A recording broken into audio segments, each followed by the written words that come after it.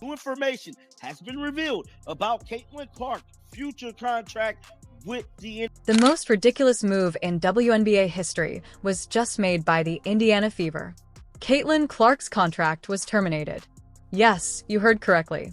The same Caitlin Clark, who prevented their franchise from going completely out of business on her own, has had her contract pulled up more quickly than a parking ticket.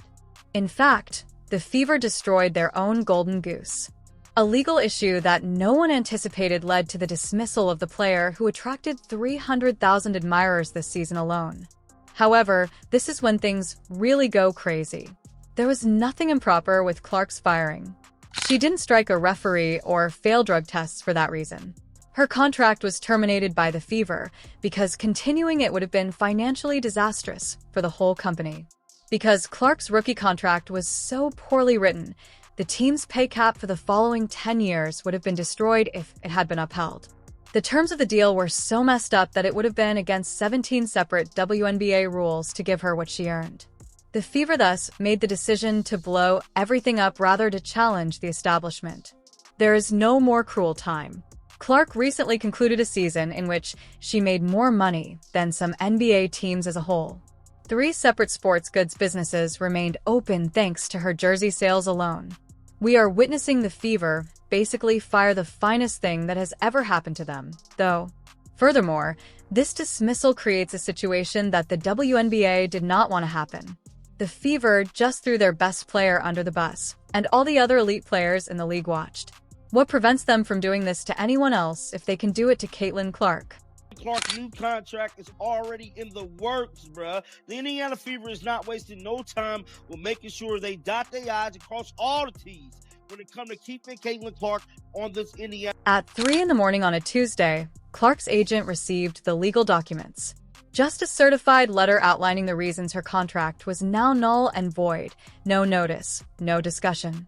The legal team representing the Fever devoted 6 months to identifying the gap that would allow them to avoid the catastrophe they had brought upon themselves. However, here's the catch.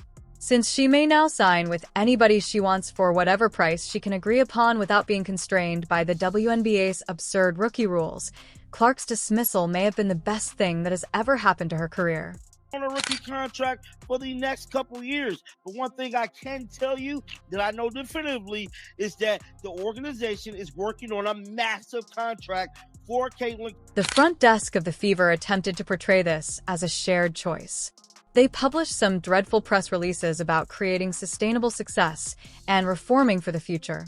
Total bullshit. An organization that realized they had backed themselves into a corner and had no way out made these decisions in a panic. Via social media, Clark herself learned about the termination. Not even her own squad had the decency to give her a call. When she saw the breaking news notifications on Twitter at midnight, she discovered her contract was null and invalid, just as her fans did. Let's examine the financial catastrophe that led to this entire situation in more detail. Caitlin Clark is ultimately going to be the person to yay or nay whatever solution they come up with. So they got to do everything in their best interest to get ahead of this thing way before it ever comes up. So word on the street is that the Indiana Fever is putting together proposals and putting together different things under the WNBA rules that they can for Caitlin. Clark was expected to receive $76,000 annually on her initial rookie deal. That is less than what most Starbucks managers get. In the meantime, her economic effect on Indianapolis alone was $36 million. It's almost hilarious how badly the maths works. More money was raised for the city by Clark than by hosting the NCAA Final Four. However, her wages wouldn't even be enough to pay for a respectable luxury automobile. In essence, the Fever were paying minimum wage to a person who could sell out venues simply by attending warm-ups. The true issue, however, is far more profound. Rookie pay are capped under the WNBA's collective bargaining agreement to numbers that made sense in 1997, not 2024. These pay scales were created at a time when the league was losing money and barely making ends meet. No one anticipated that a player would emerge and totally upend all revenue models. After analyzing the data, the Fever's accounting department found something horrifying. They would owe Clark more money than their total operating budget if they paid her the performance incentives she was entitled to under her contract. The incentives were dependent on broadcast ratings, product sales, and attendance numbers.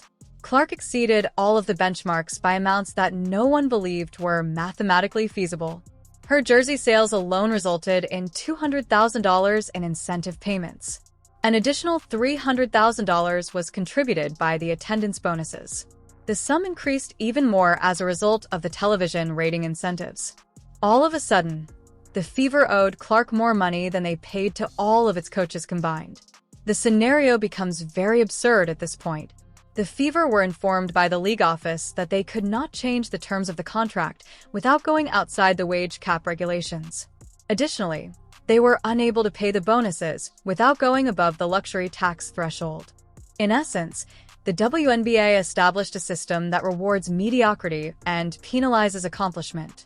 The Fever attempted every solution. Clark was presented with stock holdings in the franchise. They suggested agreements for income sharing. They also recommended drafting an independent marketing agreement to compensate her fairly. All of the proposals were rejected by the league. It should come as no surprise that other club owners became alarmed upon seeing Clark's impact figures.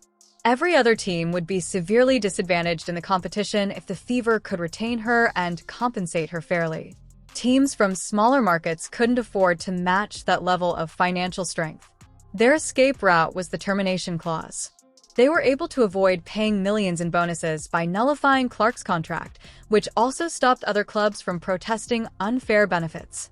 Although it was a coward's escape, it simultaneously addressed several issues. This is where the issue becomes even more bizarre, though. With no rookie limits, the Fever may now give Clark a brand new deal. The hitch is that Clark is now open to offers from every other team in the league.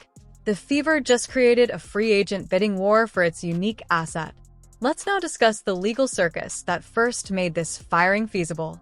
There are several flaws in the WNBA's collective bargaining agreement, but the Fever's attorneys discovered the largest one.